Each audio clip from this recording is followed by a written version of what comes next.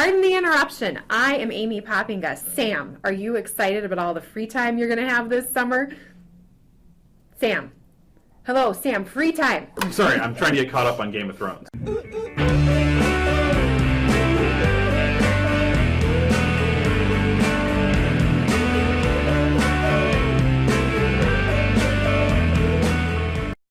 Welcome to PTI, boys and girls. I'm Sam Mulberry, here for the first webisode of Summer CWC 2014.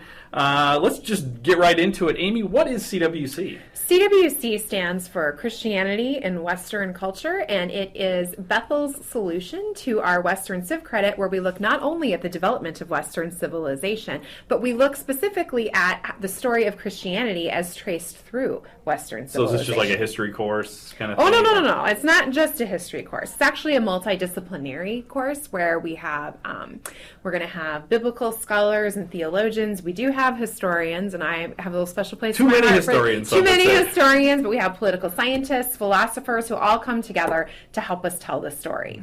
To be fair, though, the phrase is too many cooks in the kitchen, not too many historians in your Western Civ class. Exactly. Like, that's right. It's not, you can't have too many historians in your Western Civ class. So you've taught CWC face-to-face for like 7 years? Yes, Does that for sound 7 right? years. Right. So what do you like about this course? Like, what's unique about this class? Well, I do like the multidisciplinary aspect to it. I mean, I like that I get to have the perspective of philosophers as well as political scientists to see how they do think differently than I do, and they approach the content differently. I think it's kind of a fun and crazy romp through history to be able to cover such a significant period of time in such a short window, so that by the time we're done, we really can kind of be proud of how far we've come and to think about all the changes that have taken place in that time period. So it feels like a trip. I mean, it really does feel like a trip. So. Yeah, and we're going to be covering like 2,500 years of history. We're going to start in ancient Greece, 6th, 7th century BC, and we're going to get all the way up to the 20th century, which is sort of like bonus content in Summer CWC. And I kind of wish that we could call it like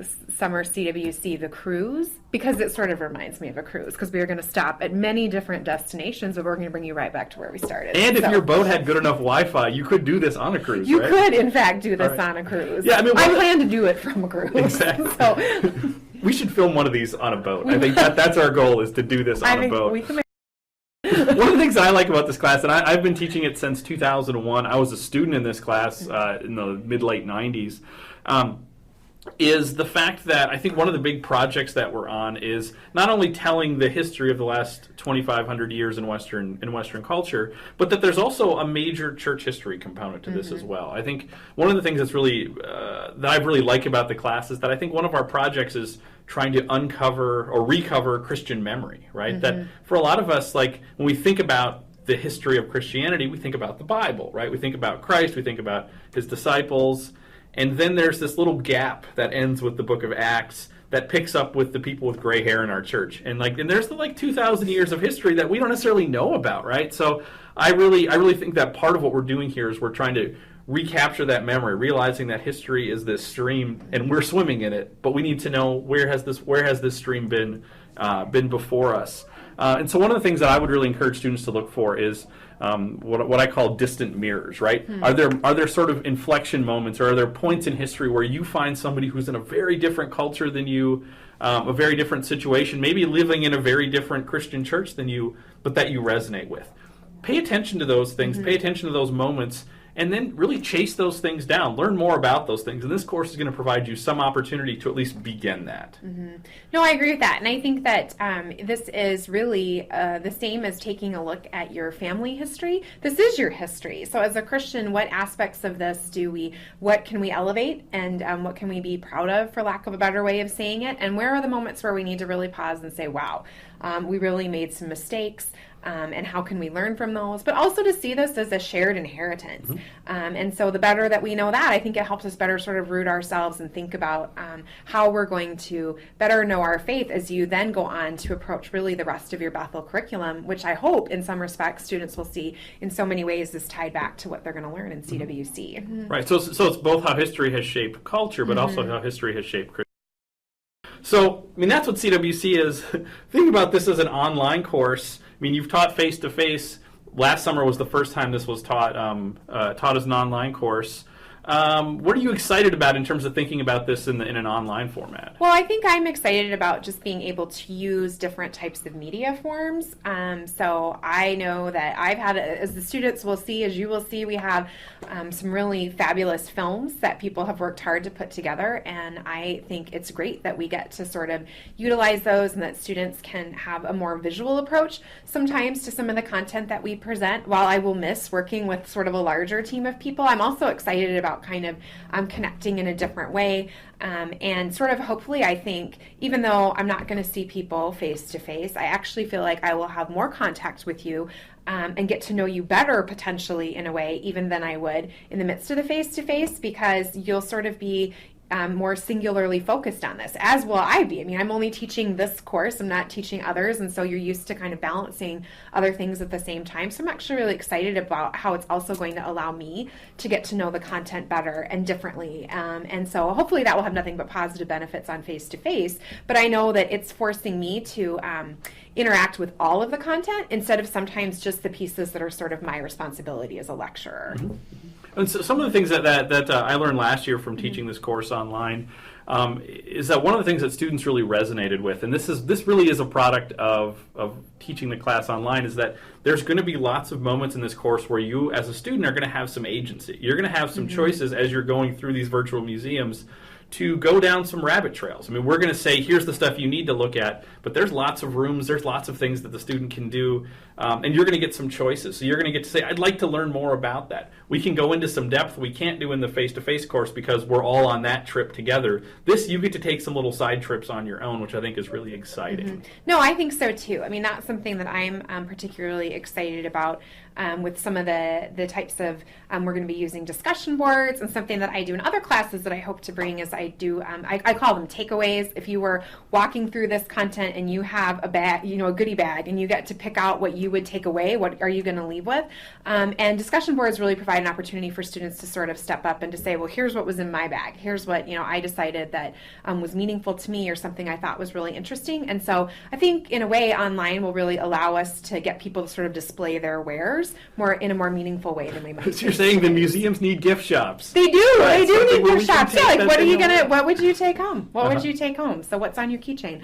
So I think another big thing, and this sort of leads into kind of our next thing to talk about, is one of the things that I did learn from last year that I want to hopefully kind of do better on is that I didn't get to know the students very well, right? And that's part of why we're going to be doing these discussion boards, is we're going to use this as a way for us to get to know you better, and also you to get to know each other better. So I think that's going to be one of the big focuses on that, as we're kind of looking at what we want to change this summer, where we want those discussions to happen. There was a lot that went on between me and the individual students I was working with, but not between them, and that's what I think we're going to try to push out to students. Amy, this is your first webisode, so this is sort of season 2 of the webisodes. Yes. Somewhere we'll hide the bonus content of the season 1 webisode. So if you really love what we're doing now, there's actually a whole other season out there. You'll have to track that down in some Easter eggs somewhere. I hope it doesn't become, well, I mean, I don't know. I mean, I guess that would say a lot about what I bring, is that if long-term people say, if you can just get through the first season, once it gets to the second season, it's really good. So, well, that would be good for you. Yeah, I know what I'm saying. I mean, hopefully it's not like when some seasons or some shows take a dip in season 2, and it's like, well, you kind of need to skip over that, and then it gets good again, right? Yes. So it's not going to be that. Why do we do the webisodes? What's the point of this? The point of the webisodes is to be able to see whose tan increases the most over the course of the weeks. No, that's not the point of the webisodes. No, the webisodes are they're multi-pronged type of form of media. So it's going to allow us to review content that we've covered, to sort of be able to emphasize certain things that we feel like, maybe not that we've missed per se, but that we want to make sure that students are able to really see certain markers or certain points that they need to pause for reflection. The webisodes also will serve as a format to continue discussion, for us to sort of interact and to say, okay, how do we think about these things, and to sort of get creative with, I think, I sort of not making it relevant so much as just saying a recognition of how this impacts so many other areas. Yeah, I mean, I think one of the things that as I conceive of the webisodes that I think is helpful, and this sort of piggybacks off what you said, is this idea that this is kind of where the small group component of the course comes in. So in face-to-face CWC, we have lectures on Monday and Friday, and then we have a small group. And this is kind of the small group moment. And when I think about when I teach small group, if I had to boil down what is my big objective in small group, it's to have some discussion with students about the readings, about those types of things, but also to make connections, right? Where you're going to be learning a lot of stuff, and at times it's going to feel like drinking from a fire hose. There's lots of stuff coming at you. And these webisodes are a moment for us to slow down a little bit and to start to make some connections, to dive deeper into a reading so we understand it and connect it to some other things, or to think kind of big picture, do kind of more comparative stuff, those types of things. So I think that's one of the big functions of the webisode. And I think that the other big thing that you pointed out that's important is sort of this discussion component. And that's what's going to be new this year, is that we hope to use these to begin discussion between you, me, and Chris, but then to push that discussion out to the discussion boards and actually build that in as part of the course. And then the next time we have a webisode, we'll pick that discussion back up in the webisode. So it will hopefully be this fluid thing between some of these different media types, which I think is pretty exciting. Yeah, I think that, I think that in a way it's sort of, we introduce content in certain respects, and if we think of those webisodes like an extension of the way we do small group, the point of small group is not to introduce more knowledge, but rather it's to say, okay, how do we get a better understanding of it? How do we take the stuff that was introduced and how do we get a better understanding? And then I think the discussion boards sort of become and then how do you carry the conversation forward? So I think I kind of see it in that sort of three-step way. So the discussion boards aren't going to be just sort of an assignment that you check off. Rather, it's literally sort of you go out for coffee after small group. What leads to the conversation when you sit down together in that sort of more informal space?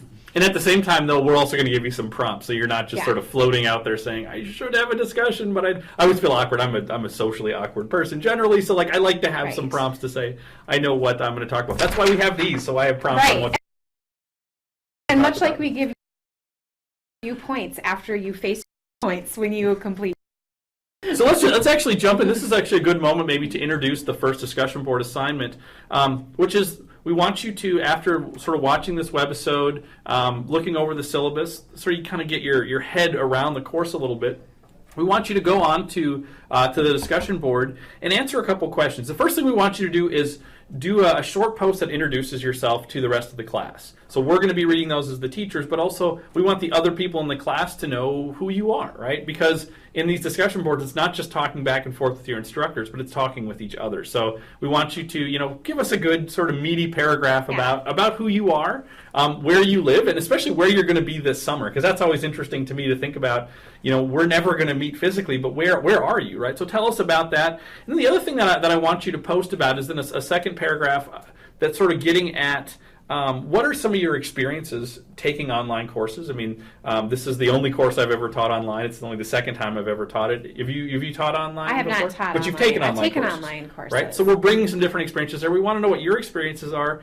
And then coupled with that, what are sort of your hopes, your expectations, your fears about this course, right? What motivates you to want to take this course in this format? So after you're done listening to this webisode or watching this webisode and looking at the syllabus, we want you to jump on the boards and talk a little. Well, we are into our second segment of Pardon the Interruption, and let's welcome Chris Gehrz. Hey, everyone. So I am the third instructor for online CWC this summer. I like Sam, I taught it last summer, and I'm excited to try some new things. One old thing I think that we want to keep with Webisode is using the second segment to loosen up a little bit. I mean, one thing I like about the webisodes is you get some sense of our personalities, for better and for worse. And I think all of us, try not to take ourselves and this course too seriously. So we're going to intend to play games in the second segment.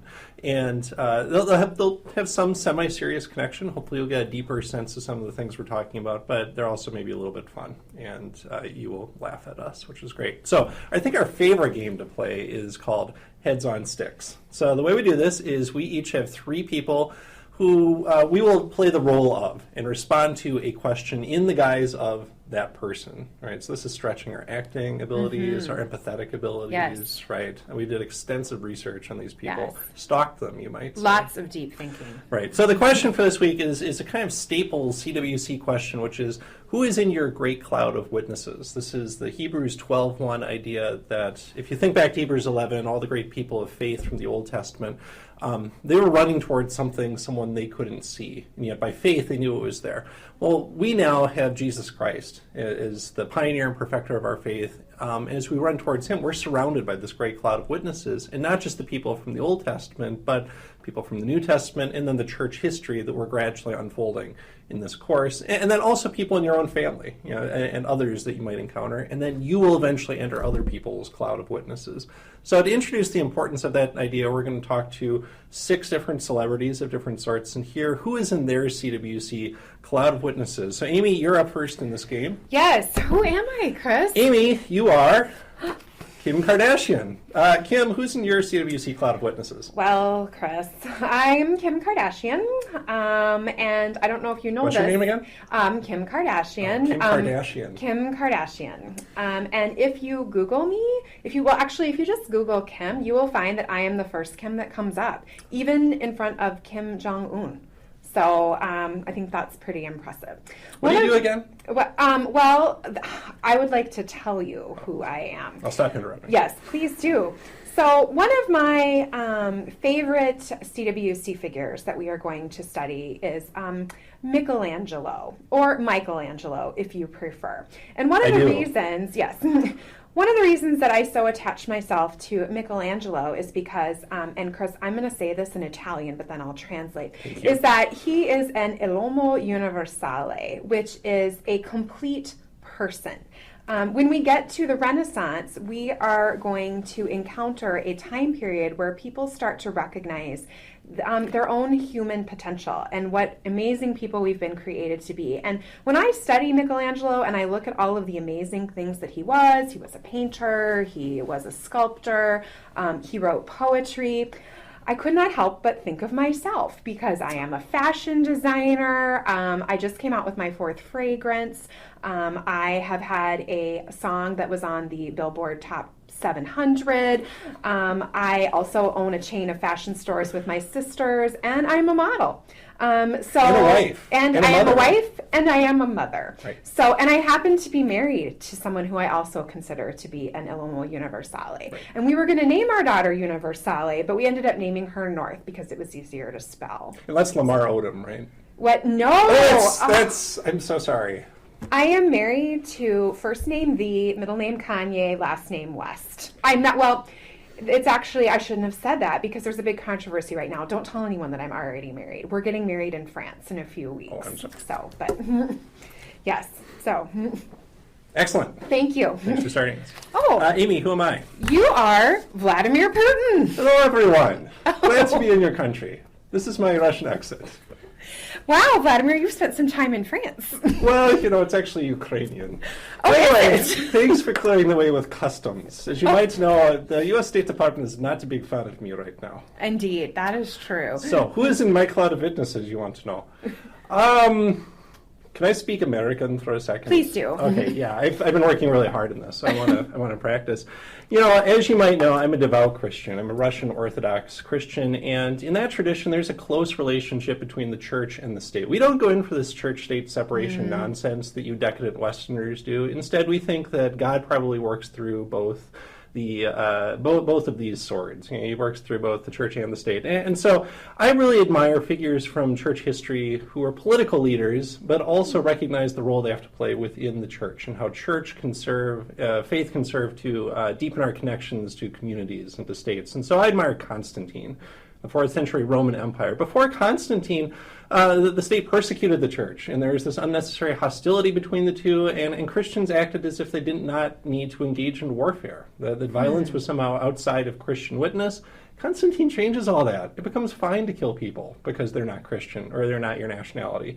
And he actually feels like he has some role to play in determining what the church believes and settling disputes of controversy at the Council of Nicaea in 325. So I greatly admire Constantine and the kind of Christianity that he brought to the church in the 4th century.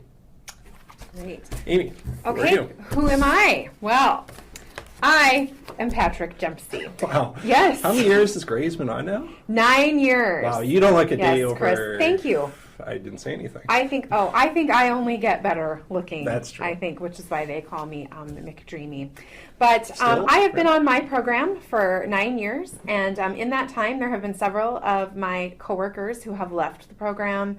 T.R. Knight, Katherine Heigl, Kate Shaw. They have all left because they have pursued other interests. Mm-hmm. I have been the lone warrior who has stayed through the whole thing and who has argued that if everyone would have just been committed, we had problems. Mm-hmm. I'm not saying that we did not have problems on the set, that there weren't issues with writing, mixed messages getting out, struggles with who's in authority, but at the same time, I make the argument that if we all would have been committed to the bottom line and working together, we all would have Emmys right now, instead of the fact that no one has received an Emmy that I worked with until we won the Emmy for Best Cast in a Drama back in our first year of 2005. Wow. Clearly, we were better as a team than we were as individuals. And for this reason, one of my favorite CWC figures in my cloud of witnesses is the Catholic Jesuit priest Ignatius of Loyola.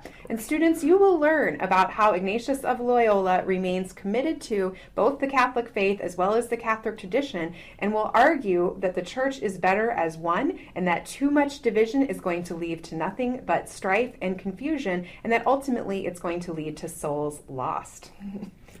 I believe it. Yes. That was very Once persuasive. again, notice my hair. That's all I was So, thinking at that yes. one time. All right. actually. Chris, who are you? I am Bethel President Jay Barnes, Oh! of course. Nice hair. Thank you. Thank you very much. The Yes. beard, too, I Facial think is hair. is very impressive. Very well trimmed. So who is in my cloud of witnesses? Let me think.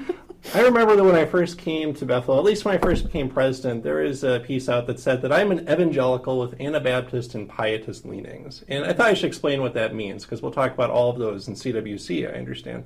So evangelicalism really goes back to the 18th, 17th century or so, and it's especially in the English-speaking world associated with revivalist preachers like John Wesley, the Methodist leader, George Whitefield, a great Calvinist preacher, Jonathan Edwards in colonial America, and it tends to be characterized by a commitment to conversion, a strong need for atonement, a sense of the reality of sin, a commitment to Scripture as the highest authority, but also some sense that we shouldn't just turn in on ourselves, so we have to be actively engaged with the world in evangelism and missions, but also social reform and philanthropy and education. So as an evangelical, I think that's a really important heritage, and one that I think a lot of our students and faculty share. But I think within that, I'm especially flavored by the pietists. Bethel often calls itself a pietist institution, and that starts with 17th century Germany. People like Philipp Spener and August Franke thought that maybe the Reformation had lost its fervor. I mean, they liked Luther a lot. They were basically Lutherans, but they thought that it kind of ossified, and it didn't have the same energy. And so they thought it was more important that there be new birth and new life. That doctrine wasn't as important as Christian experience. And most importantly for Bethel, that we should have an Irenic spirit towards each other. We can live in peace even if we disagree on points of doctrine.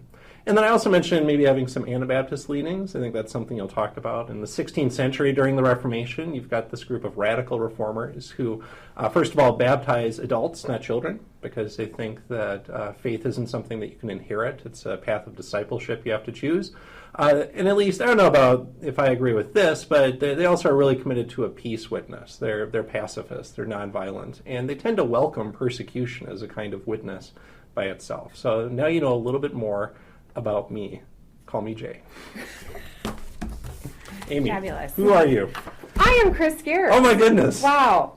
First of all, Cannot look away. Yes, first of all, I just want to Windswept. I just want to comment on some of those things that Jay Barnes said that really resonate with me, because my heritage is in the covenant tradition, which also has its roots in pietism, which students will learn a lot about. I'm currently working with Kim Kardashian on a new fragrance called Irenic Spirit. So that's exciting. Students look for that to come out in your swag bags at the end of the semester. But going back beyond pietism, a figure from CWC who has really influenced me and whose students you will read about is Desiderius Erasmus, a Dutch thinker going back to the time of the Renaissance, kind of right on the cusp of the Reformation, who makes the argument that we need to empower ourselves as Christians with two weapons, prayer and knowledge. And I personally resonate with this idea of using both the heart and mind as we approach not only our faith, but also our academic study. And so I think that that's really going to come out in the work that I do with you as students, as well as it's something that comes out really in my life as a colleague, as a friend, as a father, and as a member, an active member of my church community. That's just a big forehead. My hair is not receding. Oh. So that's just No. Just what I didn't want to know. Yes, but about you, right. Exactly. No, this day it was windy. It was England. And I parted towards the no top. one's hair so, looks great. Yeah, that's just how it works. Yep. Who are you? Surprise! I am Ian Wow. Poppinga. And first, I should probably explain that in my day job, I study Islam, and I think that can be a tricky thing to do as a Christian, and I try to do that with empathy and with hospitality, but with diligence and rigor as well. And so it's something I hope I bring to the course is not just a love for history, but the interdisciplinary nature of religious studies. And I think one thing that's really cool about online CWC, with the textbook we use, with a couple of the museums especially, is we get to deepen our understanding of Islam, another great world religion, and the relationship between Christians and Muslims, which I think most of us, if we think about that, it probably doesn't, harmony does not come to mind, conflict, and we'll talk about things like the Crusades.